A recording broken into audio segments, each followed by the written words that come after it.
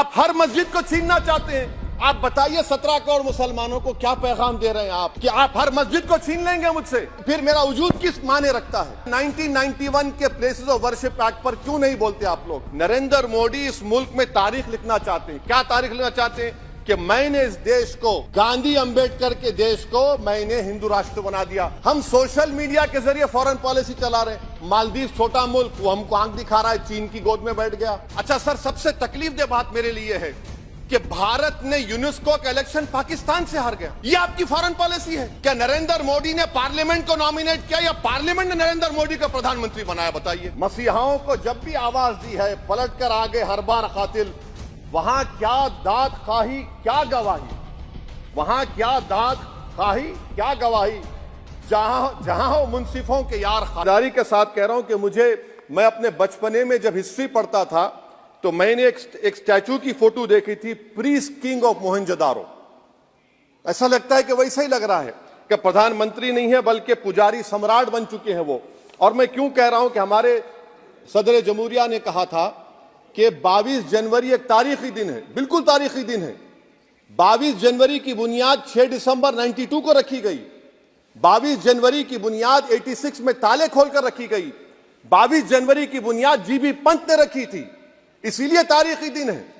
और तारीखी दिन इसलिए भी है कि सर इसी ऐवान में 16 दिसंबर 1992 को हमने एक रेजोल्यूशन पास किया था। आप बताइए कि आज इस मुल्क में चाहे कोई सेकुलर पार्टी का हो या जो भी हो, वाले सब सेकुलर है, बुरा मैं हूं, किसी में हिम्मत नहीं है कि 6 दिसंबर की बात की जाए। और वो तारीखी दिन इसलिए भी है सर, इंसाफ करने वालों में एक एनसीएलटी के चेयरमैन, एक गवर्नर और एक नामजद शुदा रुकने पार्लियामेंट बैठे हुए थे। अब आप बताइए मेरे पास बचा क्या है? बचा यह है कि आर्टिकल 32 बचा है जिसको बाबा साहब अम्बेडकर ने दिया। आज मुल्क के 17 करोड़ मुसलमान भारत के वजीर आजम पर एतमाद भरोसा नहीं करते, बिल्कुल नहीं करते, बता रहा हूं, खुल के कह रहा हूं। अगर आप आर्टिकल 32 का ड्यू प्रोसेस ही खत्म कर देंगे तो फिर मेरे पास क्या बचेगा सर? क्या बचेगा? मैं तो यहां खड़े होकर वो सुप्रीम कोर्ट के मायानाज बेबाक वकील दुष्यंत दवे की तरह तो नहीं कह सकता। मुझे आज भी रूल ऑफ लॉ में भरोसा है, मुझे आज भी कानून पर, संविधान पर भरोसा है, मगर ड्यू प्रोसेस तो फॉलो होना चाहिए। ड्यू प्रोसेस फॉलो नहीं हो रहा। एक तारीखी दिन 22 जनवरी था, एक तारीखी दिन 31 जनवरी था। सर रात के अंधेरे में अपील किए बगैर आप आरे लेकर रास्ता खोल देते हैं। क्या पैगाम दे रहे हैं सर? 600 साल की मेहरौली की मस्जिद को बगैर को नोटिस दिए आपने डिमोलिश कर दिया। मैं जिम्मेदारी के साथ कह रहा हूं कि भारत के प्रधानमंत्री और उनकी सरकार भारत के मुसलमानों से उनकी शनाख्त को छीनना चाहते हैं। ख्वाजा अजमेरी के आस्थाने पर चादर बिछाइए, मगर आप जो चादर मुझसे छीनना चाह रहे हैं मेरी मस्जिद है। आप हर मस्जिद को छीनना चाहते हैं। आप बताइए 17 करोड़ मुसलमानों को क्या पैगाम दे रहे हैं आप कि आप हर मस्जिद को छीन लेंगे मुझसे, फिर मेरा वजूद किस माने रखता है? मेरा शनाख्त क्या माने रखता है? रूल ऑफ लॉ क्या माने? अच्छा 1991 के प्लेसेस ऑफ वर्शिप एक्ट पर क्यों नहीं बोलते आप लोग? आप उस पर कायम है नहीं है। आप 500 साल की बात करते। मैं आपसे कहता हूं भाई 500 साल पे मत जाइए, बौद्ध पे जाइए, जैनिज्म पे जाइए, शैविज्म पे जाइए, कहां रुकेंगे? अरे इस देश को आजादी मिली 47 में, संविधान मिला हमको बाबा साहब अम्बेडकर का, बराबरी का। उससे पहले तो राजा रजवाड़े थे, जमहूरियत नहीं थी, लोकतंत्र नहीं था, मगर आप उसको उस बारे में लेके जाते। अरे 500 साल आगे क्या होगा बताइए? आप किसी एक सिविलाइजेशन, सर ऐसा अंग्रेजी में किसी ने कहा था, civilization can not be rewritten by hatred, history can not be corrected by demolition. आप ये नहीं कर सकते। और मैं उम्मीद करता हूं कि जब मौर्रिख तारीख लिखेगा, नरेंद्र मोदी इस मुल्क में तारीख लिखना चाहते हैं। क्या तारीख लिखना चाहते हैं? कि मैंने इस देश को, गांधी अंबेडकर के देश को मैंने हिंदू राष्ट्र बना दिया। मैं उम्मीद करता हूं कि हमारे भारत के हमारे हिंदू भाई देश के प्रधानमंत्री की सोच को नाकाम करेंगे। उन पर है, अब देखते हैं क्या होता है। सर नेबरहुड फर्स्ट की पॉलिसी है। नेबरहुड फर्स्ट क्या हो रहा है सर? हम सोशल मीडिया के जरिए फॉरेन पॉलिसी चला रहे हैं। मालदीव छोटा मुल्क, वो हमको आंख दिखा रहा है, चीन की गोद में बैठ गया। हमारे लद्दाख में हमारे जो लोग जानवर को लेकर घास चराए जाते, वहां पर चीन की आर्मी आके रोक रही। बताइए, बांग्लादेश चीन की गोद में बैठा हुआ है। आप गैलेंट्री अवार्ड दे रहे हैं, क्यों दे रहे हैं? कि चीन बैठा हुआ है। तो आपका बफर जोन गया कहां भाई साहब? आपका बफर जोन तो कहां गया नहीं मालूम, गायब हो गया बफर जोन। और दूसरी बात सर, आप ये भी देख लीजिए कि यहां पर मैं आपको इंपॉर्टेंट पॉइंट ये बताना चाह रहा हूं सर। ये हम बोलते हैं India middle east economic corridor, कितना पैसा है बताइए, वो नहीं बताया जाता। अच्छा सर, सबसे तकलीफदेह बात मेरे लिए है कि भारत ने यूनेस्को का इलेक्शन पाकिस्तान से हार गया। हम पाकिस्तान से हार गए, ये आपकी फॉरेन पॉलिसी है।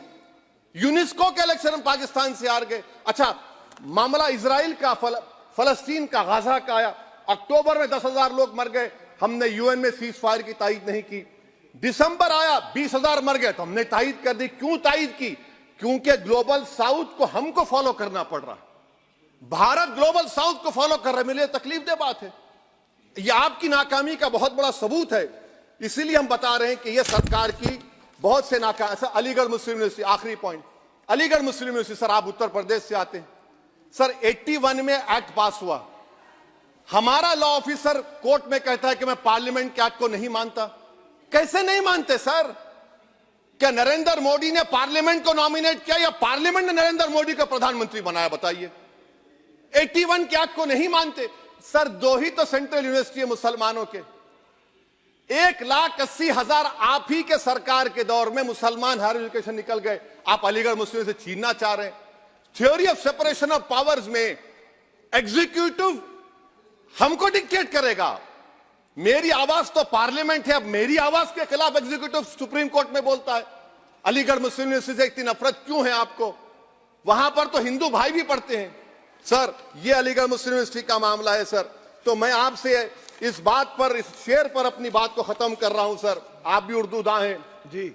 मसीहाओं को जब भी आवाज दी है, अहमद फराज का शेर है जी जी, मसीहाओं को जब भी आवाज दी है, पलट कर आ गए हर बार कातिल। मसीहाओं को जब भी आवाज दी है, पलट कर आ गए हर बार कातिल। वहां क्या दाद खाही क्या गवाही, वहां क्या दाद खाही क्या गवाही, जहां हो मुंसिफों के यार कातिल। सर, मैं फिर से हुकूमत से मुतालबा करता हूं कि अल्पसंख्यक समाज के बजट के स्कॉलरशिप को आप डिमांड ड्रिवन करिए। भारत के प्रधानमंत्री प्रधान सेवक रहिए। आप कोई प्रीस किंग मत बन जाइए।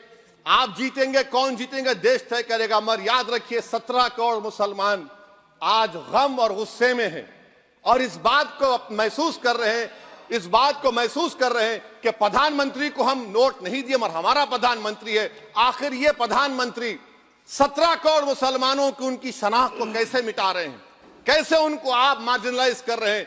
इसीलिए सर, मैं उम्मीद करता हूं कि हमारे सेक्युलरिज्म जो है, वो मैं पॉलिटिकल सेक्युलरिज्म कभी नहीं माना। जो सेक्युलरिज्म संविधान में लिखा गया उसकी हिफाजत करेंगे। मुल्क अहम है, वरना याद रखिए, आप चुनाव जीते या हारे, मगर अगर आप 17 करोड़ एक जनता को आप गैर यकीनी कैफियत पैदा कर देंगे, ये देश के हित में नहीं होगा। बल्कि हम तो उम्मीद कर रहे हैं कि ड्यू प्रोसेस अदालत फॉलो करेगी। अदालत अगर एक तरफा